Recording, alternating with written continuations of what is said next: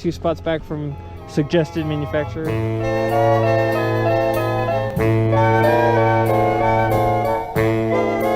I'm just a country boy. I guess people like you don't like to fool with country people like me.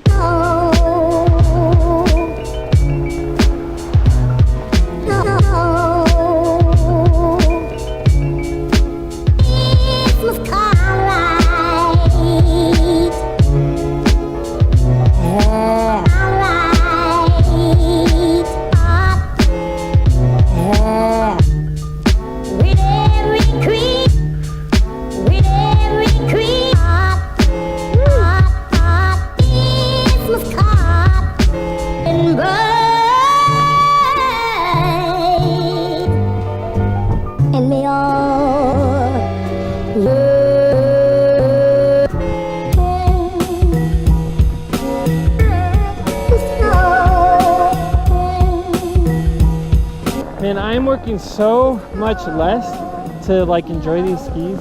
It's a crazy difference.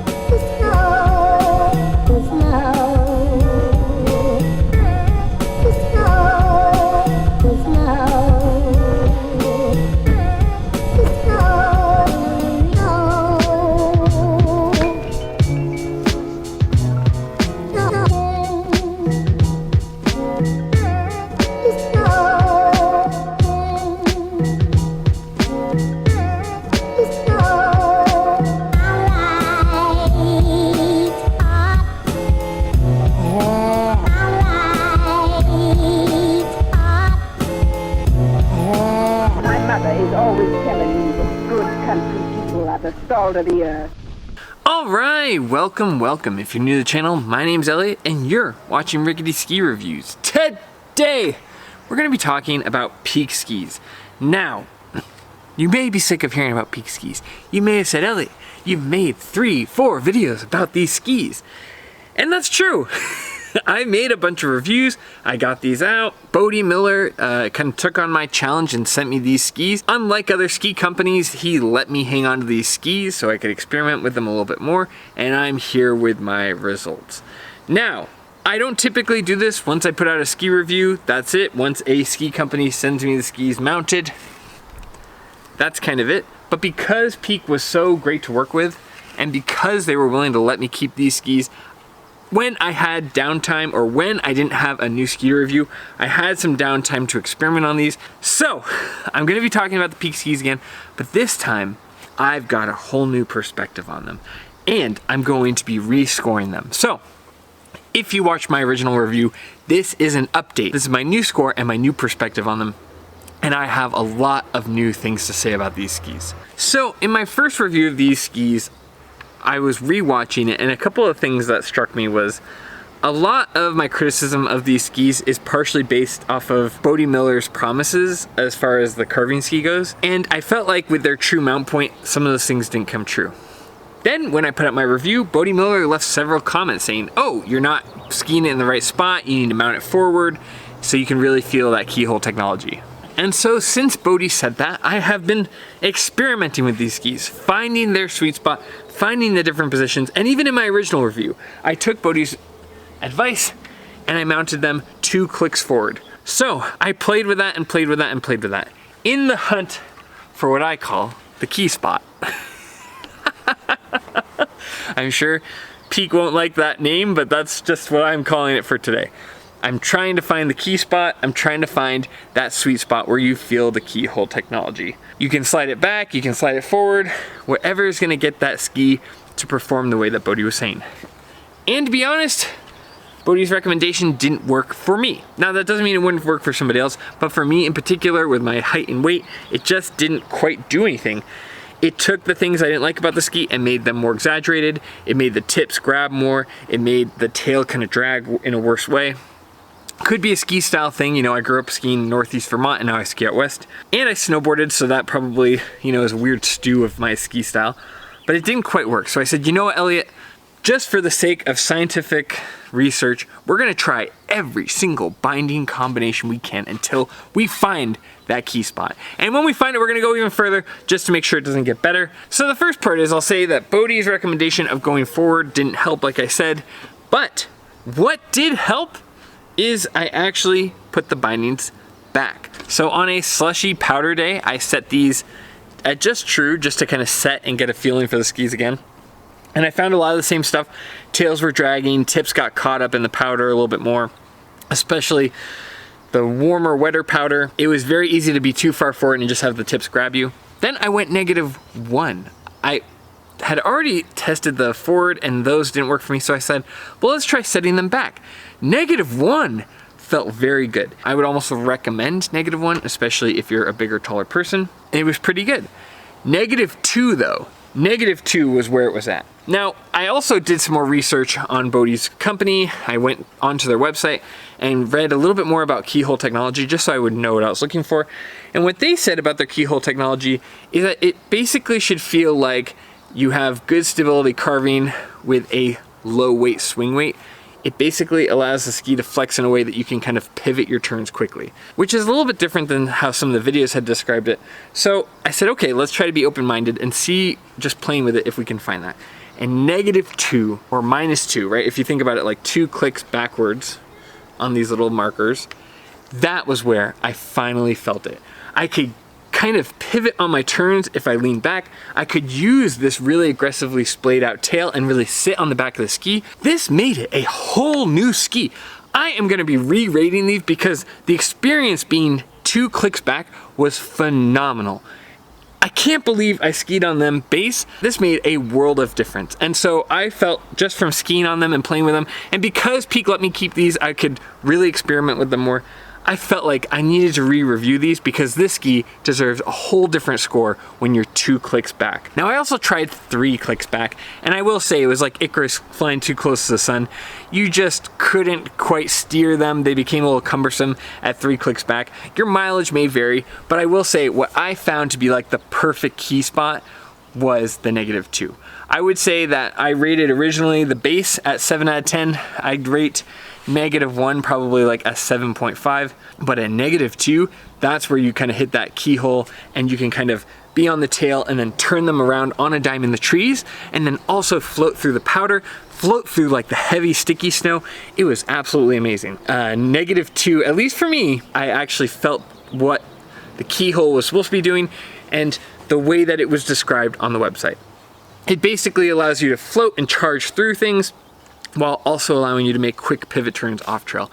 And in that way, this ski was amazing because for me, it felt like an entirely different ski. Now, the first thing I felt when I put this to -2, kind of the first impression, if you will, I did not feel like I was fighting the tips nearly as much. In fact, I would argue I didn't feel like I was fighting the tips at all. When you have this at its factory recommendation mounted, you feel like the tips catch on the heavy snow. It can feel, at least like for me, as 6'1", 230 pounds, pretty big guy, I felt like I was gonna go over the front of them, you know, at center mount more, but at -2, that wasn't an issue at all. I could float through, the tips just kind of floated on top of everything, they weren't grabbing. It was a very surfy and very fun feeling ski. I also, like I said before, the floating feels good, but the hop turns feel better. Because you're kind of sitting on these tails more, you can kind of hop and flick and change direction of the skis in a much more comfortable way and a much more satisfying skiing style. If you've ever snowboarded, this is kind of that similar feeling where you kind of lean back on your board and can wash it out, and it's a beautiful, beautiful feeling. The other thing I found with mounting the ski 2 steps back, or -2, was it gave me more tip, like more top of the ski to flex and play, and it allowed me to carve in a more gradual and smooth way. It's definitely in that larger meter radius turn. Bode's talked about turn radius and how it's kind of it does have some flexibility and it's right there. It's not a hard set number, so the way they measure it can be a little bit weird. But I will say, having a large radius isn't a bad thing. When you set these back -2, that open, wide radius turn feels really satisfying and really stable. And by having a little bit more room on the tip to flex it, I found that I actually enjoyed carving it more because I could find that soft sweet spot and really kind of leverage it and spring out of my turns. So not only was the powder skiing better kind of mounted back, which seems obvious just on paper, but I also found the carving to be better at -2. It was much more satisfying, much smoother, and much more stable through the turns. Now, at -3 is when it kind of washed out, and I found that when I went all the way to 3 clicks turn, it gave the ski too much runway, and the ski would actually start initiating turns on its own with -3, so don't set it at -3, at least in my opinion. For my build, -2 is perfect. It gave me just enough platform to stretch it, but like I said, you can fly too close to the sun by going farther and farther back on the ski, but -2 is kind of that perfect sweet spot where I was still in control, but I had a lot of ski to flex and play with. I also found by being farther back, I had less chatter. There was just kind of smoother, I could initiate the turn and kind of have it flexed, which cut back on its chatter, which is amazing. And that issue where I felt like the tail was dragging, that was like the big issue that I gave Peak a hard time for in my review. When it's center mounted, this wide tail can feel like it's dragging. When you're back 2 spots, you actually sit on that tail and it doesn't chatter at all or drag. So for me, back mounting these 2 spots completely changed the ski, and it fixed the majority of problems that I felt. Now these are still, they're not perfect, but they are miles and miles better when you get them out in the right spot. So those are all the big differences I felt, and that's my assessment of this at -2. Now, for a score, I have to say that skiing these back 2 spots was an entirely different experience. I enjoyed these so much more. So for me, personally, as somebody who has no skin in the game, you know, Peak does not reply to my emails. We're not in correspondence. They just sent me the skis and I've hung on to them, and out of my own curiosity wanted to reassess them and, you know, experiment with them. See, can I find that key technology that Bode's talking about, or is it like an urban myth? And I will say I felt it, especially on powder days, that I was able to really pivot those turns and get my skis going quickly in the direction I wanted. I skied these on the last powder day of the year, and I had an absolute blast. Zach was testing out the Headcore 105s while I retested these, and we were having a blast together, and I found these to be very competent skis. This was an entirely different experience. So for me personally, with looking at this as a powder ski and looking at this at -2 mount point, I'm going to give this ski an 8.7 out of 10. It's an entirely different ski. It does things in an amazing way. The flex is very smooth. The float is amazing. The powder feels fun. Now, it's very different from like an Atomic Bent 110, where you can kind of maneuver in between the trees really quickly. This is a little bit more float on the backs of the ski, but it's really fun. And once you find that sweet spot, it's a very rewarding ski. And the carving is much better than a ski you might expect. It's better than some of the other powder skis I reviewed. So for me personally, this is an easy 8.7 out of 10. I just think the ski is phenomenal. I want to apologize to Peak, but I will say, you know, when I review skis, I get a lot of skis and I have to kind of just trust the factory mounting. So I guess I don't have an apology, but you know, please just take this review in good faith that like, I'm trying my best, and I took your guys' input on looking at different mounting points, and I took it to heart. So I'm not looking for forgiveness or anything weird like that, but I want you to know that I earnestly am trying my best to represent the skis. So I wanted to take the time and effort to re-review these in a different light, because once you get them in that sweet spot, they really do perform well. And I will say that Bode, I've given him a hard time in the past for kind of overselling things, in part because it just happens so much in the ski industry. But I have to say, this time, Bode was telling the truth. These do hit that sweet spot and do feel very good. I don't care if Bode hates me or likes me. You know, I had my original review being very critical, and my criticism holds up if you have these at the factory recommended mount point. A lot of that criticism in my mind, at least for my ski type and my body type, really is true. But once you get them in the sweet spot, I gotta say, Bode wasn't lying. He's absolutely telling you the truth. I think everybody who sells things gets a little bit generous with their embellishment, but I gotta say, like 95% of what he was saying was absolutely true. I gotta say, in this case, he was telling the truth. So yeah, I don't know. I'm sure this video won't get a ton of views because I've already reviewed the ski, but please take this as a revision to my original review. That being said, Peak, I would heavily consider your factory mount point. And I have some evidence to prove this, but I do think it should be at least 1 click, if not 2 clicks back. It just entirely changed my skiing experience on these skis, and you can't expect consumers to find the perfect spot on them. I know that it's like the right thing to do, but the average person buying skis is not gonna take the time to remount them, and you know, you only get so many holes you can drill in the ski. I know Peak has a really good return policy if you don't like them, but I'm just saying, I would heavily encourage you guys to just consider your default mounting point.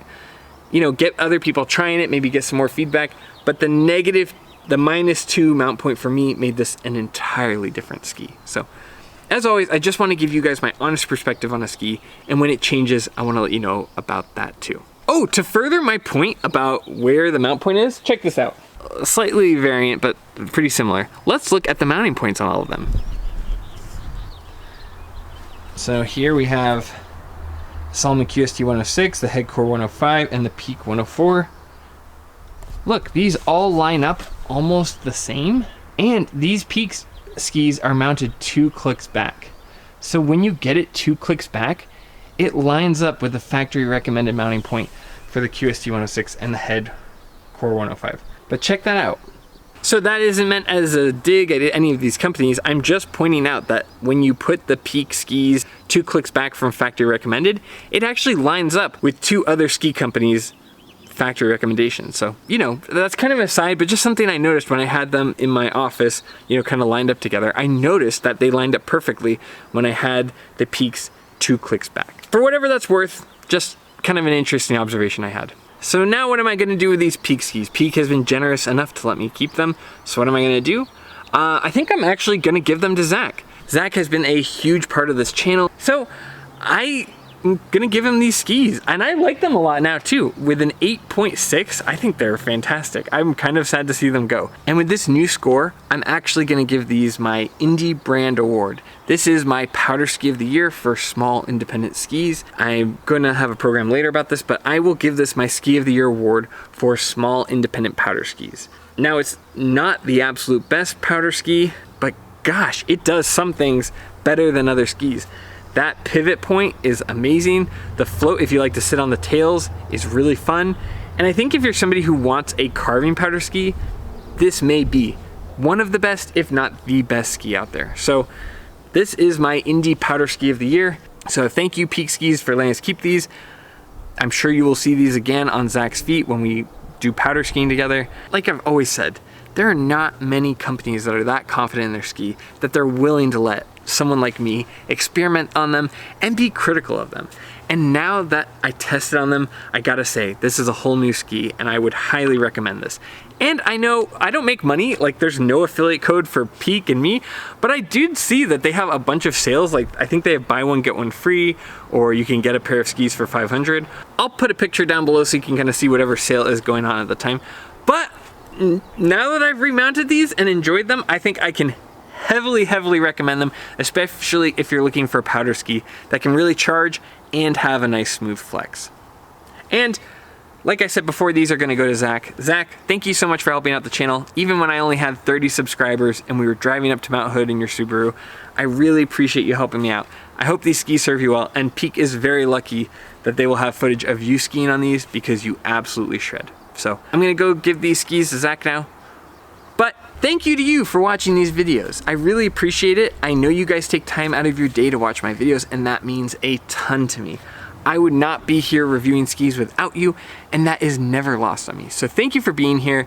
If you want to support the channel, I don't know, you can become a member. I'll put my personal ski setup if you're interested, and those affiliate links help out the channel, but I don't really care about that. I just care that you're here. You guys leave great comments. So thanks for being here. It means a ton to me, and I love that you guys watch these videos and that you find them entertaining and that you find them helpful for your own ski purchases.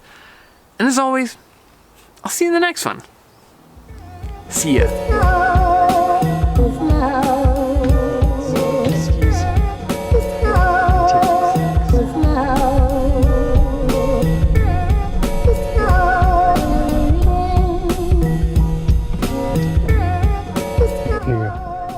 because of you.